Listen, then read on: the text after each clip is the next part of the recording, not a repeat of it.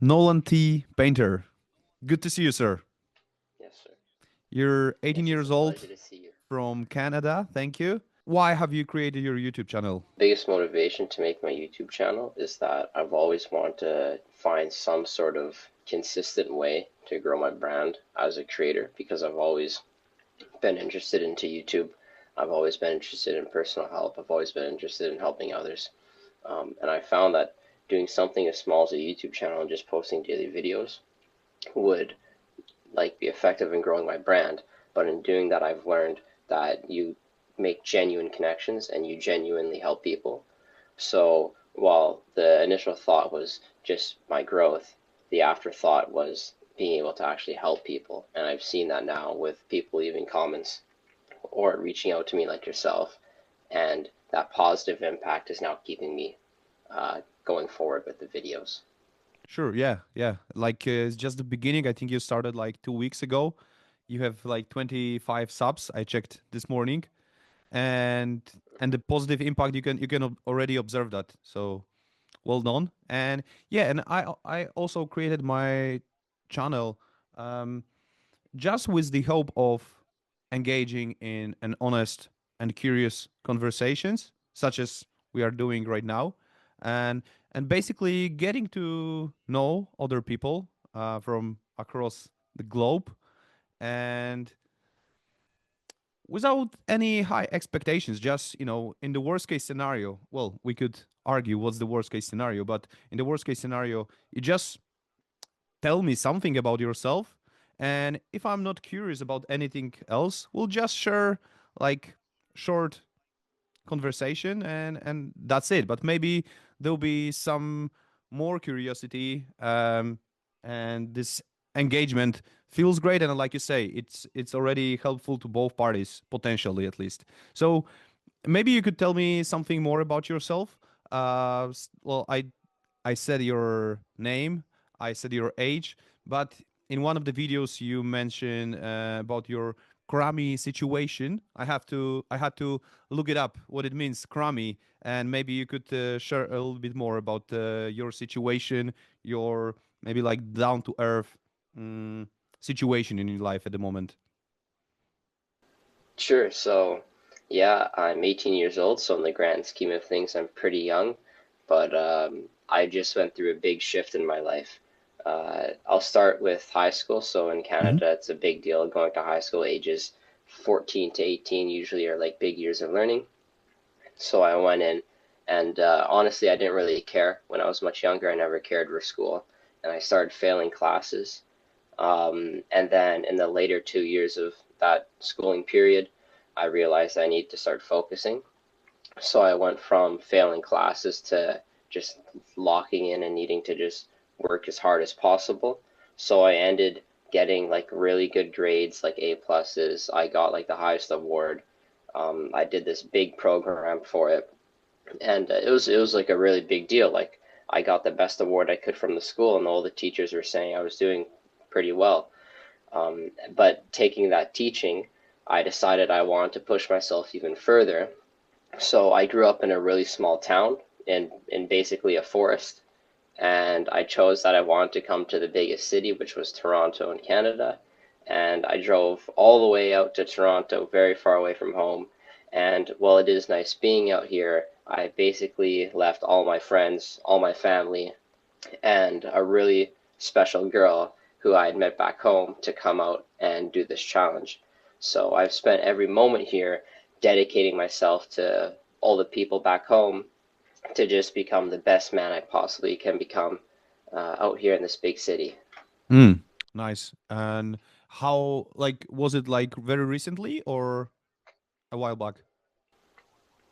Very recently, so I think it was August 24th that I left, Mm-hmm. and I've only been down here for just over a month, but I've spent like literally every day working, Mm-hmm. and the YouTube channel is a product of some of my work. Right. Okay. Thanks for sharing. And like, what was the process of making this decision to leave your small town?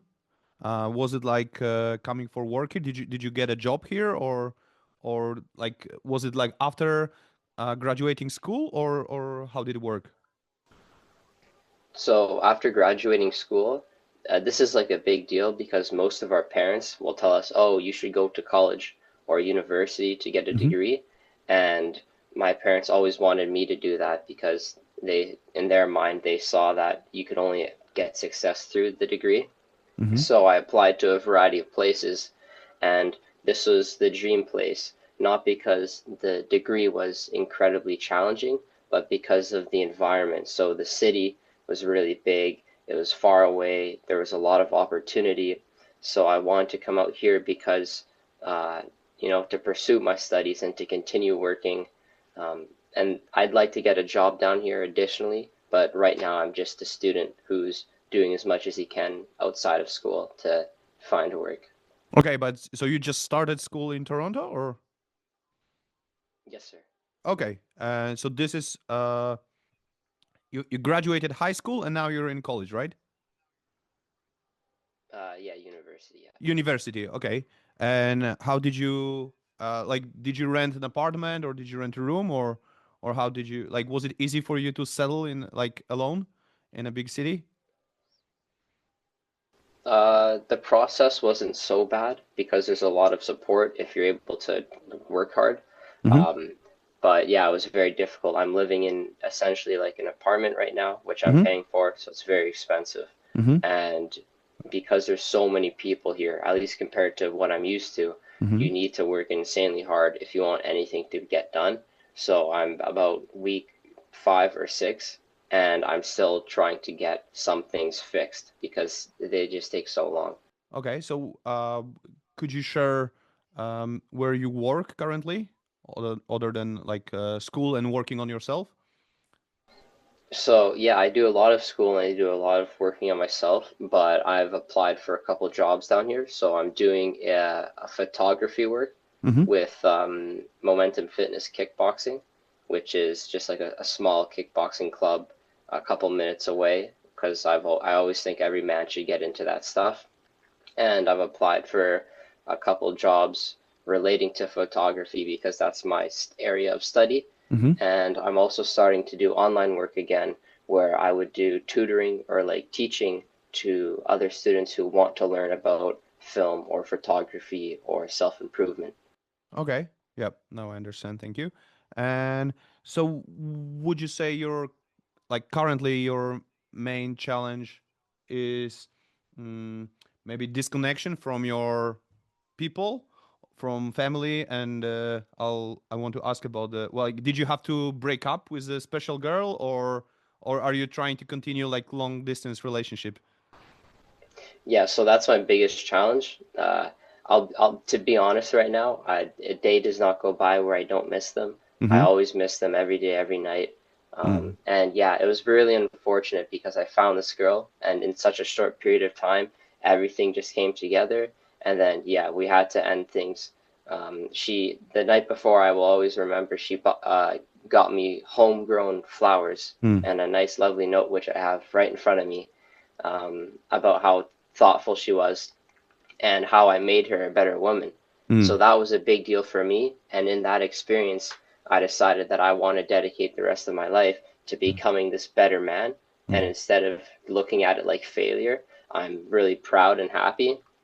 And I'm hoping that when I come home someday in the future, I'll be this changed or much better man who will be really good in relationships. So I've done a lot of studying and reflecting about relationships and what it means to be a good man. Well, yeah, that's very inspirational. I have to say, I really like your energy. Like I mentioned, that I'm like more than twice your age. I'm 38 years old, uh, and I'm like on a very different stage in life. It's somehow this energy of like hustling and desiring self-discipline is still in me. So it really resonates with me. And if I may ask, because I watched uh, most of your videos, I think, and like I said, I like your philosophy. Uh, Maybe I'm not sure about certain things, but let me ask you, what influenced your philosophy? Like, was it your Mm, close people? Was it religion? Was it school? Was it some books? How did you, like, what inspired you to think what you are currently thinking and what you're sharing on YouTube as well? So growing up, there's always been like a counter against my philosophy. My parents have always believed in just going to school and getting a job, Mm-hmm. or which isn't bad, or just not against what I believe, which is traditionalism or this gender role type of belief, to Mm-hmm. simplify it. Mm-hmm. So I got a lot of my own philosophy from growing up with the internet, finding people like yourself online who are almost preaching this way of life Mm-hmm. and showing the value of Mm-hmm. living this way of life. Mm-hmm. And I've always been interested in it. So for the last 4 years, I've gotten really into this online world of self improvement, and I've learned to grow up with it rather than just learning about it. I've grown up with it Sure. and I've practiced it. I've learned a bit about it.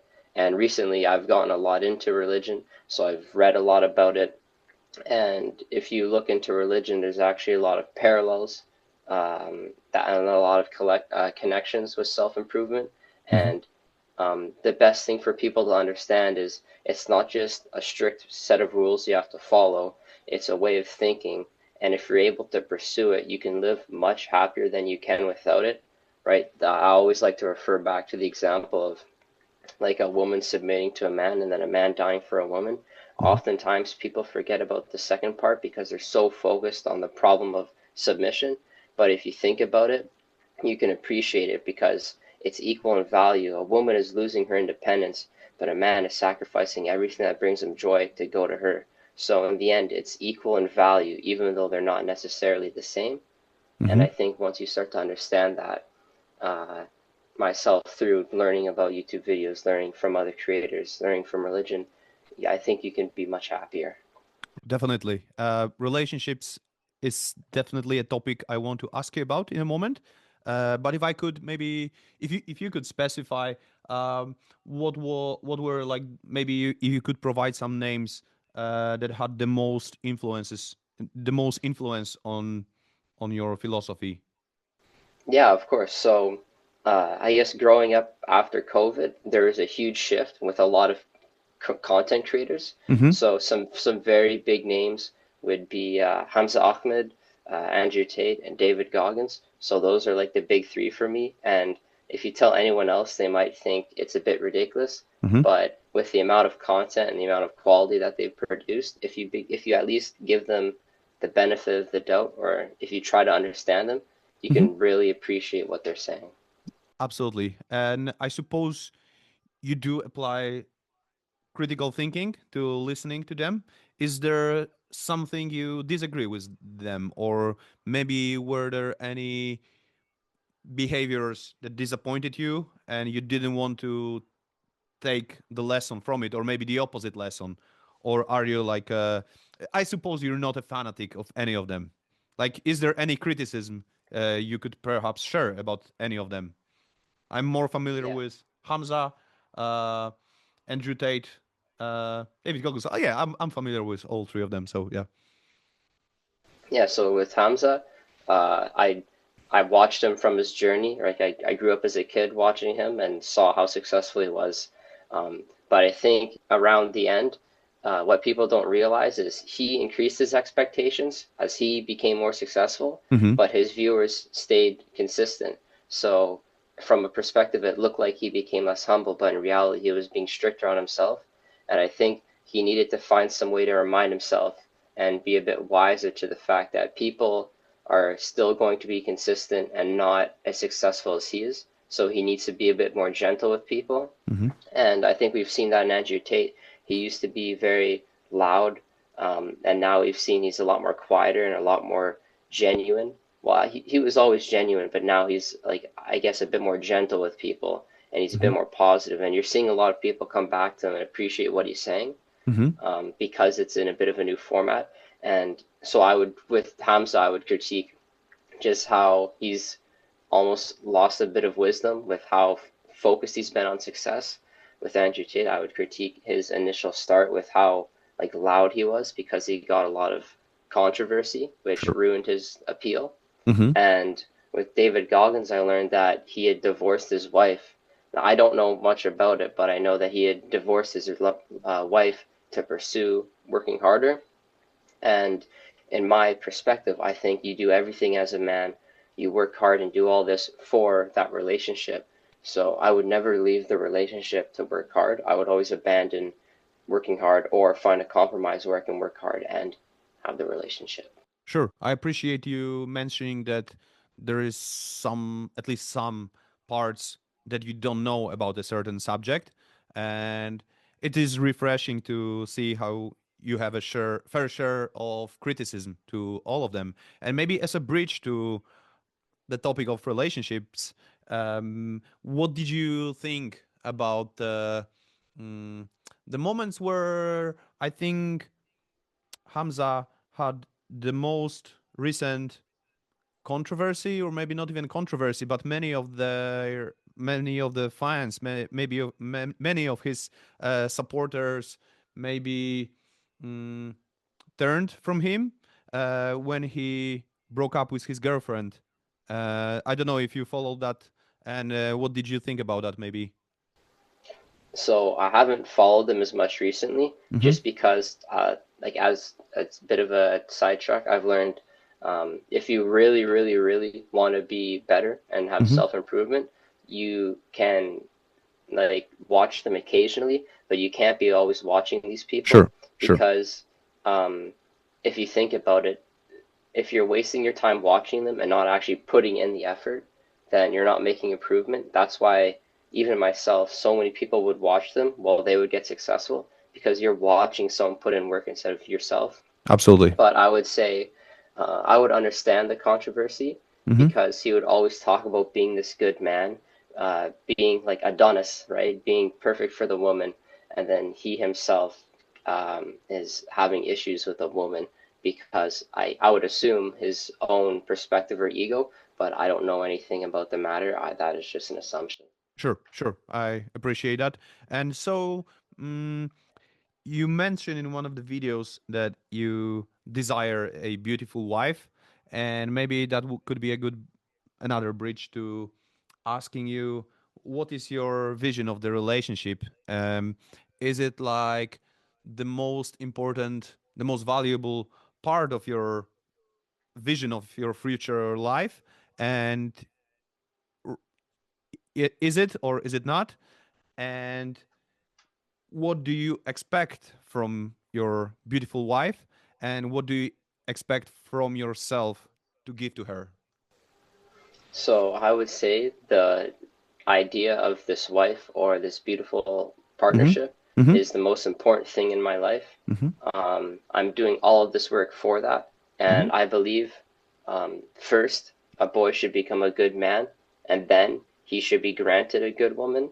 Mm-hmm. So I'm trying hard to be a good man. So being rich, not necessarily in money, but being rich in love, being rich in faith, being rich in hard work, Mm-hmm. and once I achieve that, or once I improve in that, then I believe I'll be granted with that. And I know I will because I will come back home one day and I will have all those things. Mm-hmm. Um, but I believe, as a fair belief, every man should have a higher expectation for himself Mm-hmm. than anyone else. So he should always see himself as needing to work harder than others. You know, you should always have more motivation to go to the gym or to go do studies or think or write or make work somehow. Always more expectation on yourself than others. But in doing so, you can set up an expectation for a woman.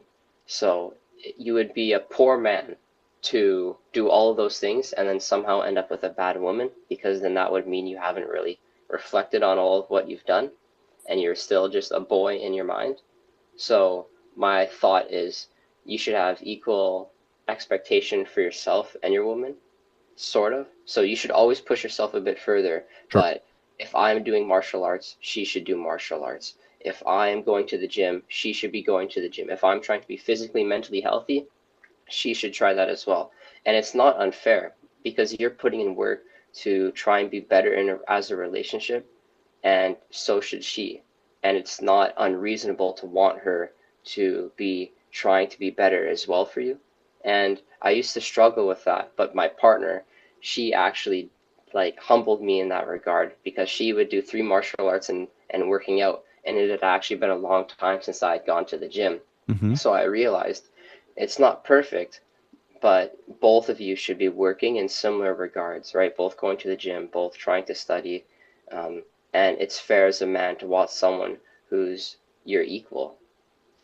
Sure, I understand. And like, I'm not sure if I understood. Was that like more like a metaphor, or you meant literally that if you go to martial arts, she should go to martial arts as well? Like, does it have to be like a mirror of your work, or can she perhaps improve in another area or like work on another area? Like, is martial arts a deal breaker for you in your like the vision of your marriage? I would say it is absolutely not a deal breaker. Mm-hmm. But I do think it is almost like a mirror, Mm-hmm. um, because I've always learned I've always tried to get better skills in myself to make myself a better man. And Mm-hmm. maybe I should think about it more. Maybe I'm wrong, but I think as a simple way of thinking about it, whatever I'm doing, she should have an equal. So that way, I'm not spending time with someone who hasn't put any effort in their life, and it's a good way to realize if someone has actually cared about their life and relationships. Mm-hmm. But I think deep down, the most important thing, right, more important than any martial art or any, whether they're in the gym or not or studying, is how well they're able to love. So while martial arts and going to the gym and all that might be good for a guy, it would be much better, in my opinion, for a woman to be more effective at loving and nurturing and caring, right? Because naturally, if they go into what they're effective as a woman, which are detailed things, Mm-hmm. right? I'd learned recently how women are much better at detail oriented tasks than men, Mm-hmm. which Mm-hmm. is why they focus more on conversations and relationships than we do. If they play into those strengths, it can be much more effective. Um, but honestly, I haven't lived a long enough life to truly Sure. experience that Sure. and to be able to reflect on that. So I'm trying to keep things simple for my own understanding, which is if I'm doing something, she should be my equal, right? Sure. Now, obviously, different skill set, but equal in value. And the most important part of that value is your capacity to love. And I think if you're able to be incredibly aware and reflect Mm-hmm. and have and acknowledge your love, then that's the most important part. Sure. I appreciate how humble you are in sharing your mm, sometimes maybe idealistic sounding ideas, but emphasizing that your experience is limited. So I appreciate that part. Like, what is your gym routine? Like, do you go to martial arts? Do you work out in the gym every day or almost every day? Like, how is it? How does it look like for you these days, especially after moving 2 months ago, less than 2 months ago? Hmm. Yeah, so just to address what you said earlier, yeah, I can be very idealistic. I think being incredibly optimistic is better than anything. Hmm. I was always told you should reach for the stars, and if you don't grab any, then you grab a handful of the clouds. So always try and be as optimistic as possible, maybe even delusional, because if you're always pushing as far as you can't really fail. But as long as you're reminding yourself that Yep. at the end of the day, you're just human, you're meant to fail, right? And it's okay. But with the gym routine, yeah, I've been going 5 or 6 times a week. I would get up at this time, like 6:30, and if I can't manage to get up at this time because I was up late studying, I would go later in the day. So I would hit every part of my body, right? So Monday would be like back, biceps, and forearms, and then I would do like a core and cardio, and then I would do tris and chest, shoulders, and lats, and then I would do like an extra day to just get whatever I can, so that way Hmm. I'm fully done.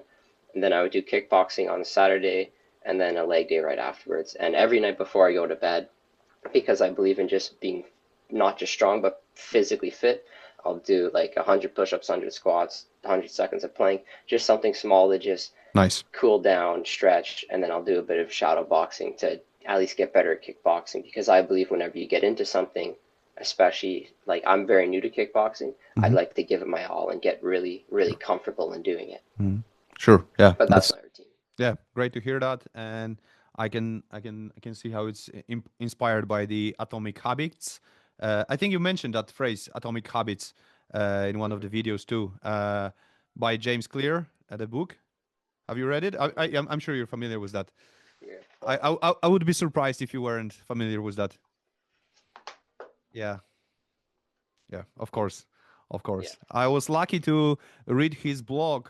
Somehow I found it even well before he was popular. So I was kind Hmm. of like glad to have been there well way before everybody else. Yeah. So yeah, but I like that. And the last question, if I may, or almost, I think it's around the last question I have, because you mentioned that now, um, in a few days, I think you will be going back home. That is correct, Hmm. yeah. And you want to stick to your habits, including gym routine, including recording a video every day. And how much room do you leave for, let's say, I don't know if the resilience is like being elastic, being flexible, Hmm. maybe. That one thing, like you say, it's good to have to reach for the stars, uh, but do you leave some room for yourself to maybe be a little bit gentle for yourself, especially that it's a different environment? And yeah, and how do you set your expectations? Yeah, so I'm very familiar with that. Like I guess if you know the term burnout, right? Mhm. Working too Sure. hard where you get tired and give up. I've done that a lot in life, Hmm. so I Hmm. know how far I'm able to push myself. And it's really easy to push myself here Hmm. because I go home and it's not like I see family, right? It's just myself. I'm still in the working environment, Sure. so I'm never pulled away from it. So Hmm. my biggest worry is that I'll go there. Not that I'll be lazy, but I'll appreciate my family. I'll be incredibly grateful, Hmm. but I'll forget to work, right? Even just a little bit, and then I'll come back to school. And the scary part is I'll lose all my habits Hmm. because I'll be back home for a week, which is a blessing, but I might lose my habits. So what I've decided to do is something like this, like making videos that takes like 30 minutes in a day, right? I do it if when I wake up or before I go to bed, right? Or even just a little workout. I might not need to get a gym membership, but if I can work out a little bit before going to bed, then that way I can always remind myself when I do come back, I'll be able to get right back into the swing of things. And I'm making sure I do all my homework so I won't have anything to worry about. But the priority when I'm home is seeing family, and whenever I have time, I will squeeze in these little things that I've set up for myself. And I Hmm. purposely made them simple. Like I'm filming on my phone. It's not like I have to bring my giant computer back home. Yeah. I just have to worry about recording on my phone. Sure, sure. Uh, thank you for thank you for your answering. Thank you for sharing your thoughts. I really appreciate that. Thank you for uh, making time. Uh, thank you, and thank you for your work, for your inspiration. I am rooting for you. Like I mentioned in the comments, I will be rooting for you because Thank you it, very it is much. really refreshing to see your grind, to see your discipline, and it is inspiring even for me, for an old guy and somewhere very I'm late honored. at later stage of my life. So thank you very much. Have a great day, and I wish you all the best. If I may say one more thing Sure, before I say goodbye. Well, absolutely. you talked about, I don't mean to interrupt, but you did talk about the atomic habits. I just wanted to say, um, you got to read it before I did, because I didn't grow up on that. I guess I did grow up on that, but it was sensationalized. Became very popular. Um, Everywhere you go, everyone says, "Oh, you should read Atomic Habits, this and that, Atomic Habits." Even my own friends started reading it, who I never thought would be interested in that stuff. And the best thing I learned about it is it's one thing to have this idea, right? Everyone has this idea of the Atomic Habits book. Hmm. But if you can fully understand it and take the time to understand it, which means like reading it, then you will live so much more appreciative. And I always believe in life, there's nothing, understanding, and then being appreciative. So you can just see something and have no idea, right? Like if you see someone who's sad, right? You just see they're sad. You can understand them so you can know why they're sad, and then you can appreciate them so you can see they're sad, you know Hmm. why they're sad, and then you can feel for them and then know how to support them. So with atomic habits, you can see there's atomic habits, you can understand how they work, and then by appreciating them, you're able to actually put them into practice, right? I understand how they work. Hmm. So instead of sitting and watching YouTube while I'm eating, I'm going to realize, okay, well, I can't do that. So I'm going to go downstairs in the cafeteria and eat. because now I know I'm going to break that habit. And then because I understand how they work, I can purposely manufacture new habits Sure. just by doing a little bit every day and building up because I know how they work. Yeah. And I think having that appreciation will bring you so much further in life because it's like getting you to that third step of awareness, I guess. Absolutely. Yeah. That makes a lot of sense to me. Yeah. Uh, what I said already, I would just like to emphasize. Thank you very much, sir. From the bottom of my heart, good luck to you. Thank you. I'm And honored. hopefully to stay in touch at least a little bit to some extent. Yeah. Have a great day. Yes, of course. Have a great day, sir. Thank you. Bye bye.